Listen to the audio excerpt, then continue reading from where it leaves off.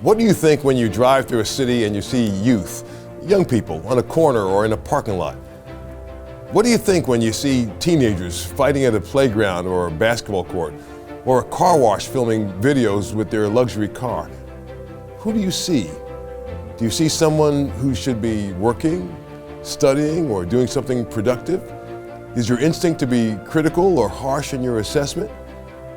But what if you found out they came from a fatherless home or a home where the breadwinner was incarcerated? What if there was a good chance they saw a sibling or parent die from a drug overdose? What then?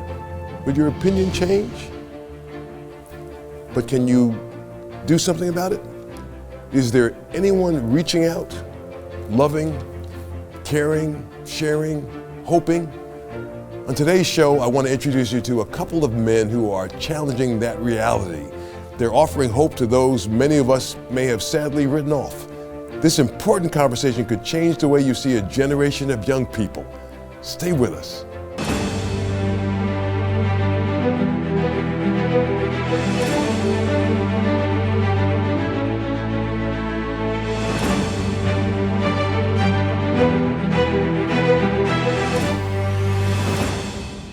When you and I look at someone who is failing in life, especially a young person, maybe they've lost their will to get a job. Maybe they're making a series of bad choices. Maybe tragically they're losing their will to live. What's missing? Is it a parent, a teacher, a mentor, a coach? Who isn't part of the life of a young person who is on the wrong path? And how could that appearance of one of those people make a difference? Well, for years, organizations built around quality time, sports, and after-school programs have been forming all over the country. But one of them, founded in the early 1970s, has proven to be getting extraordinary outcomes. They're making a real difference. The organization is called Elevate. They're based in Colorado, but there's a chapter coming to Philadelphia, hopefully, soon, a city where such a deep need exists.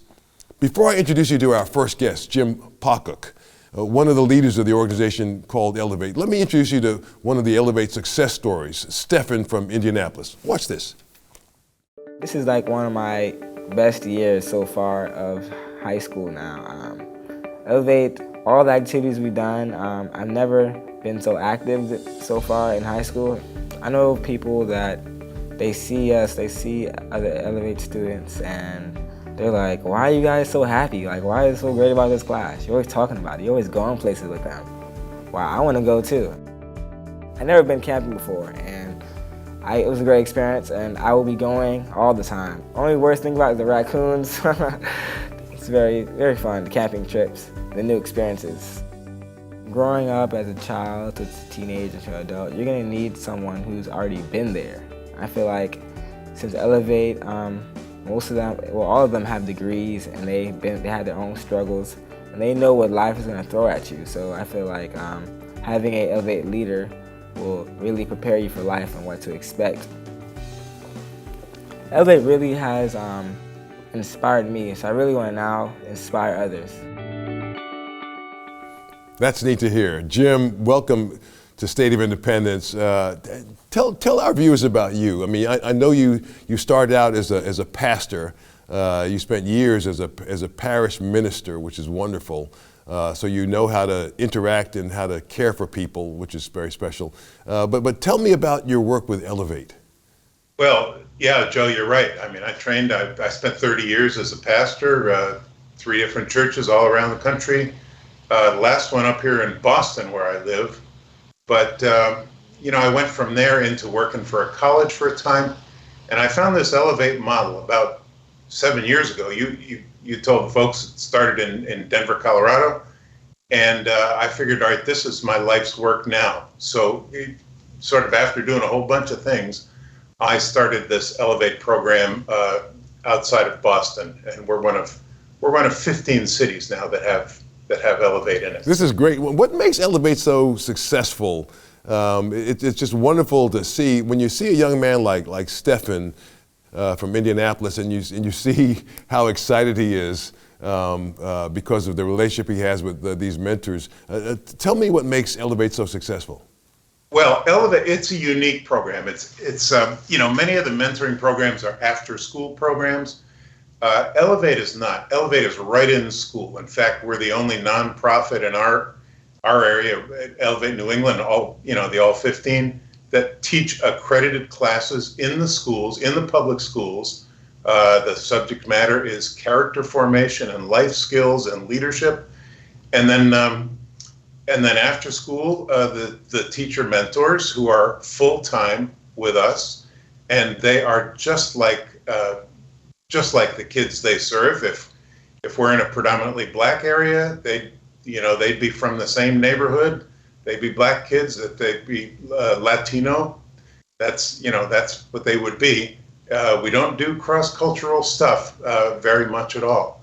So they are mentors after school. They are teachers in school. We also have a component, kind of an outward bound. We get the kids up in the mountains or out on the ocean in kayaks. And then college and career. We help them after they finish in high school. We help them succeed, whether it's college or a first job or it's the military. Well, that's wonderful. You help them to find their way, which is really important. That's the thing about it. I guess a lot of them probably go to college, and some of them do not, though? Well, we kind of said it's a third, and a third. A third to college. It's probably a little bit more than that. Or a first job in the workforce. And, we work hard at not getting them a job that's, just an hourly job at McDonald's or something like that, but something that's a first step in a career path. But then a number go to military. And, as you pointed out in your introduction, and as the story that we saw from Indianapolis, the kids we work with are the ones that are they're at-risk kids. They're in danger of dropping out.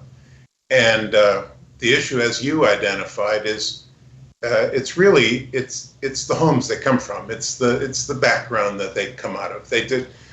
It's not their fault. They just don't have that good long-term, life-changing adult relationship in their life. And that's what we're doing. We're giving them the teacher mentor that looks like them, that came from the same background they have. And it's that relationship that really makes it work. So how do you build a trust, Jim? I'm guessing that it's something that doesn't happen automatically. These kids come from tough backgrounds. They're not likely to trust people right away. Right. So how do you do that? Well, that's done on a case-by-case basis. But the reality is that every kid, no matter whether they grow up in an affluent suburb or if they grow up in the toughest part of the city, they are looking for love, and they are looking for a relationship that's going to be meaningful to them. It's just that city kids, they've got many of the kids we work with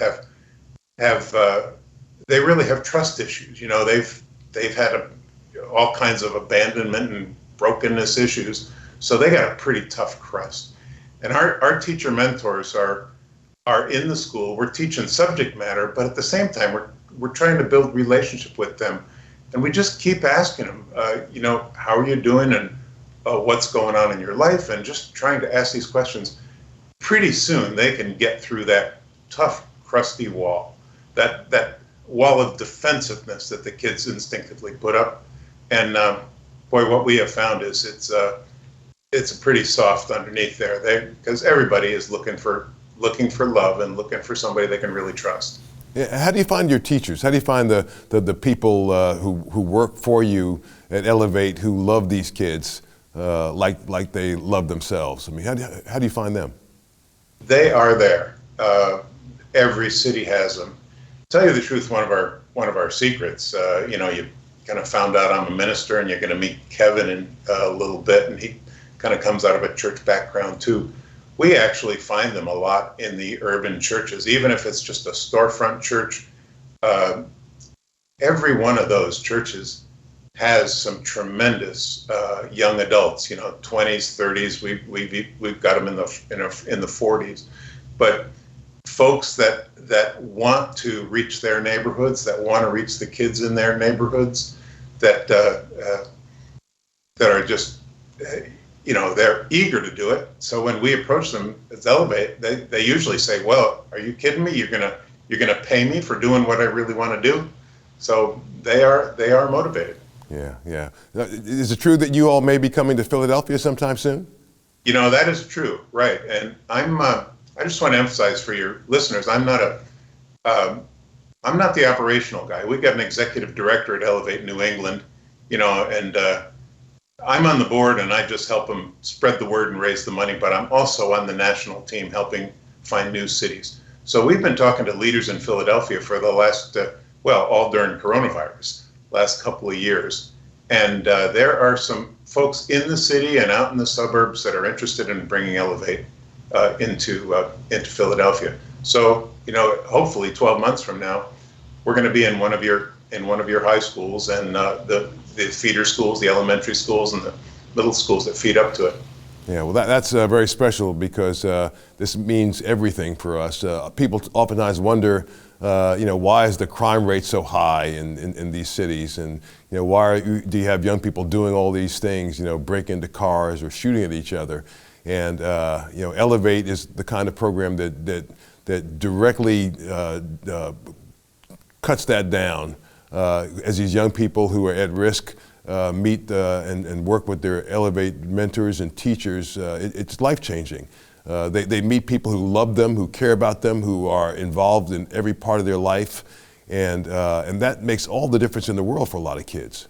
Yeah, it sure does. And your city. What I found out in just talking to people down there, maybe not surprisingly, but I think last year Philadelphia led the nation in murders per capita, homicides. So it's a needy city, and our largest cities in America, the graduation rate for kids is 53% in the public high schools, and that's terrible. Say that again.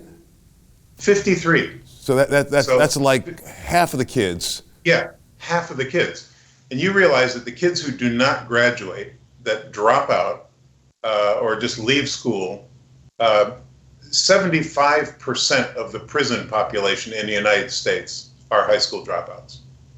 And the cost per dropout to a city like Philadelphia is at least $1 million per kid over a lifetime. And that's public services, that's incarceration, that's social services, that's health care, that's police. So it is a huge factor helping these kids graduate. And Elevate, the kids that come through the Elevate program graduated at least 95%. Our number up here in Boston is 98%. Wow. So excellent. It's huge, just helping these kids, and they just move out of generational poverty. They're just no fault of theirs. They're just replicating what they see from their parents, what they've learned in their neighborhoods, but we help them find a new life. Yeah, well, this is wonderful, Jim. I mean, what a way to turn around these sad statistics and to save lives. When we return, we're going to meet a colleague of Jim's, Kevin Singleton. He's been charged with opening up an Elevate chapter right here in the city of brotherly love, Philadelphia. We'll hear about the plan and how you can help when we come back. Stay with us. You're watching Joe Watkins' State of Independence on Lighthouse TV. Positively different. Share your comments about today's program in the comment box at joewatkins.org.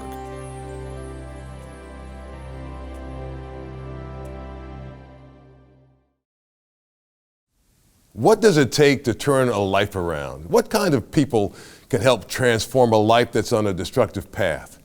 Today we're speaking with a couple of friends at Elevate, an organization that's been bringing a message of hope to America's cities.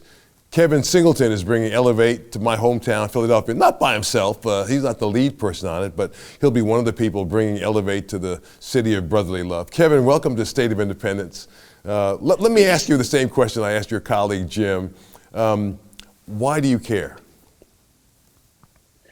Well, the guy who started the Elevate model, Kent Hutchinson, he said something that was very powerful. We play it all the time when we're at our staff retreats. He said, every kid, every person has intrinsic value, and we need to do whatever we can to help them to realize that. That's what we believe. That's why we're here. That's beautiful. Who found it in you, Kevin? I mean, you're an extraordinary man. Now, our viewers may not know this, but Kevin is about 6'5", 6'7". How tall are you, Kevin? I'm actually 6'2", but the hair, You're right. and then the heels, so it's hair and heels, and the wide shoulders makes me look bigger than I am. You're right. So, I'm not going to talk about the scale now. Kevin and I were together at a conference some months ago in Florida, and he is so talented. So, I mean, before you were known as a talented musician and recording artist, you were a talented athlete. You played basketball in college, and somebody along the way found the promise in you. Was there somebody that took a special interest in you as a kid? Yes, it was my college coach, Bill Peterson, who's now the head of basketball operations at Baylor, and they do pretty good down there with basketball. If you want to see what I used to look like 100 pounds ago, look at those Baylor guards, and that's what I used to look like. And I used to be able to move like those guys, and you could tell the influence of Coach Pete. My coach also had influence in another young man's life. His name is the mailman, right? Carl Malone. Carl Malone. My coach designed the workout for the mailman in 80 to 83 when he was a graduate assistant at Louisiana Tech. He taught us the same thing, 84 to 87 at our little school, Union College. And now he's gone on to have a great career as a basketball development guy. And so he really helped me. He would tell me things like, Singleton, he was the first coach that didn't curse at me. He said, Singleton, you're better than that. I knew I was in trouble when he started yelling and telling me how much better than that I was. And so he was the person. And there usually is a person that will help a person turn their life around. And prior to him, it was my mom. She's my hero. And I'm actually caring for my mom here in Atlanta at the age of 83. And it's an honor for me to do that. Young woman. That's great, Kevin. So now you opened an Elevate chapter. You may not be the one opening the one in Philadelphia, but you've opened one. Tell me where you opened an Elevate chapter. I opened one in the South Bronx. Wow. It's Elevate, New York, and that was 13 years ago. And where we opened it is Congressional District. Now I think it's 16. It used to be 15. They changed them. They reroute the lines every once in a while. But it's the poorest congressional district in America. If you just Google poorest congressional district in America, you'll find the Hunts Point area where we found it. It's the highest concentration of people living at or below poverty in America. And we started there, and we probably invested about $4 million there. But as Jim was talking earlier, the cost for an inner city dropout is conservatively about $1 million. And we know that in the last decade, we've helped at least 100 students who wouldn't have graduated. So you think of a $4 million investment and $100 million social return on investment. Yeah. It's pretty exciting to be a part of this work. Yeah. How did you get the trust of the kids? I mean, you go into South Bronx. Sure. That's tough territory.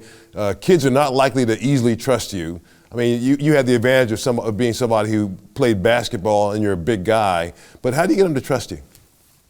Well, trust comes over time, and it comes through consistency. And I believe one of the advantages we have as an educational model that is accredited, so our classes count towards graduation, is that we get 180 shots a year.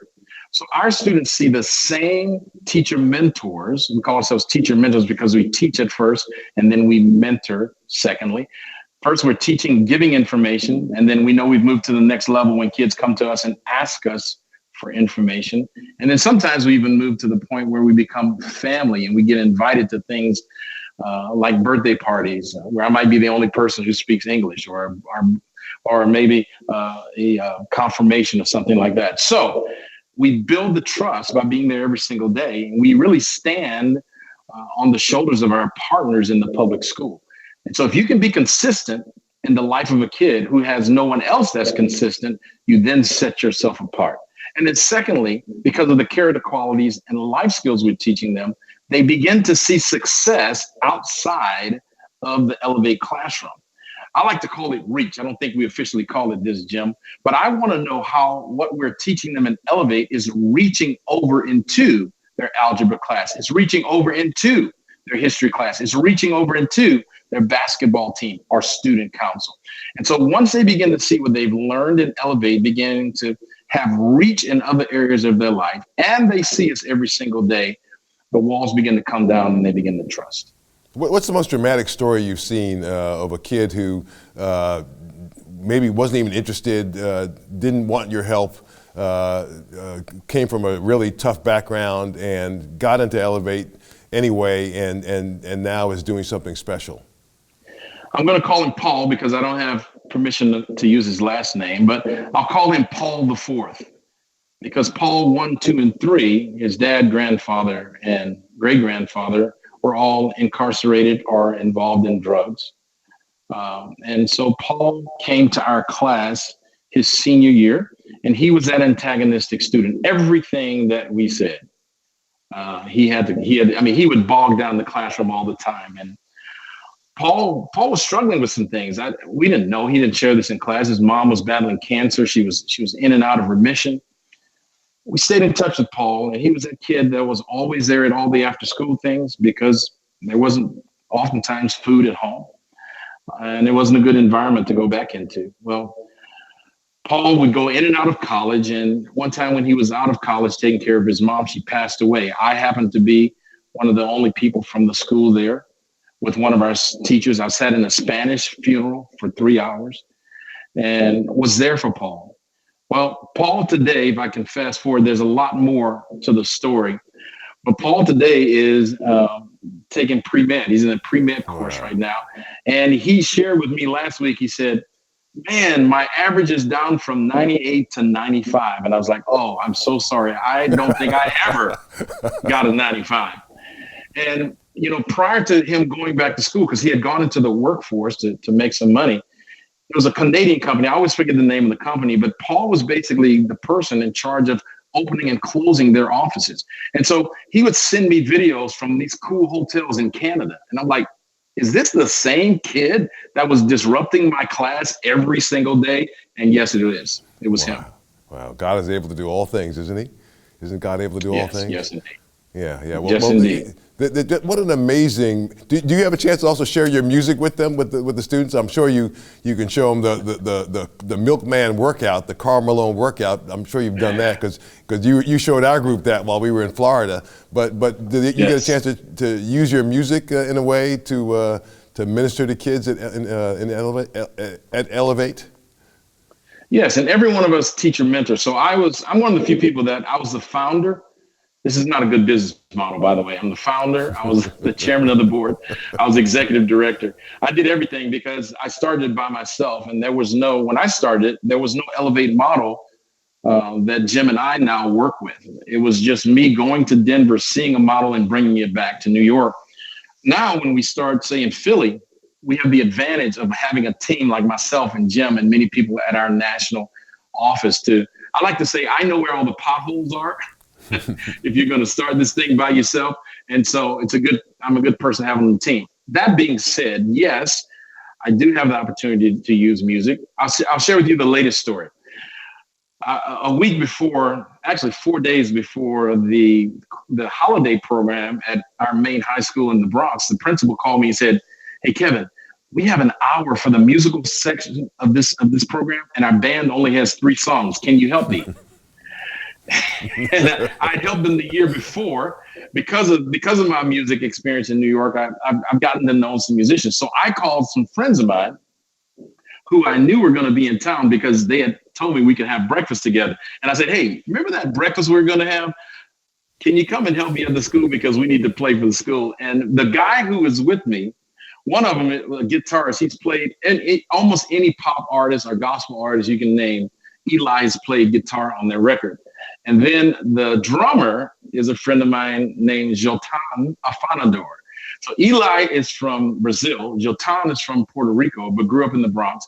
And Jotan is the world's fastest drummer. He's actually in the Guinness Book of World Records, the world's fastest drummer. And he plays for a guy named Romeo Santos, who is the Justin Bieber of the Spanish world. And he played for Aventura, which is one of the biggest bachata groups in the world. So he had just come from playing for 80,000 people the 2 previous nights before. And then he played with me in our little gym in the Bronx. And so it's really cool to have an opportunity to expose our kids. And I interviewed both of the guys while we were doing these Christmas carols and songs for the school, for the holiday program. And I really love exposing our kids to people like this. And I really think, the term at risk is the one that is most commonly used.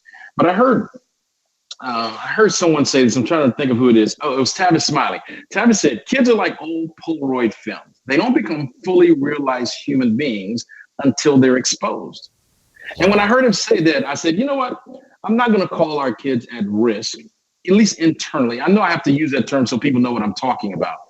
But I said, from now on, I'm not going to look at them as at risk, as simply unexposed. Because if we can expose them to greatness, it has the potential to awaken the greatness in them.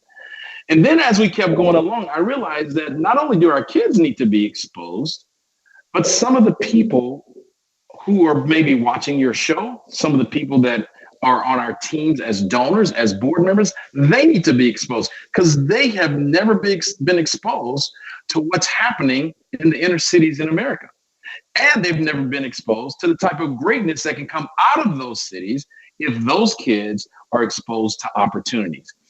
Having access to capital, having access to boardrooms. We would take our kids to $1 billion boardroom every week in Times Square because a friend of mine that I played basketball with was the CEO of that company. And so now they get used to and comfortable in $1 billion boardroom. Right? Looking at people who look like them and who don't look like them. So they're exposed to greatness all around them. That's so wonderfully said, Brother Kevin. Quickly, since we don't have lots of time left, tell me how somebody watching, if they wanted to support Elevate, what could they do? How would they do that?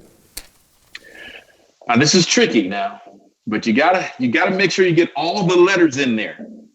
It's ElevateTheUSA.org. If you just put Elevate USA, I think you're going to end up with a basketball program in New Orleans or something like that. So don't go to Elevate USA. It's ElevateTheUSA.org. Amen. And there's Amen. ways to donate there. There's ways to give and to be involved with us at a national level. And when we get Philly up and running, there's going to be an Elevate Philly website as well, I'm sure. Excellent. Thank you so much for being on State of Independence, Kevin. What a blessing to have you. Thank you for having me as your guest. Amen. Friends, if you've given up on the young person next door or down the street or even in your home, don't. That's the message of the Hope-Filled team at Elevate. Pray for that young person. Get to know them deeply. Be a mentor.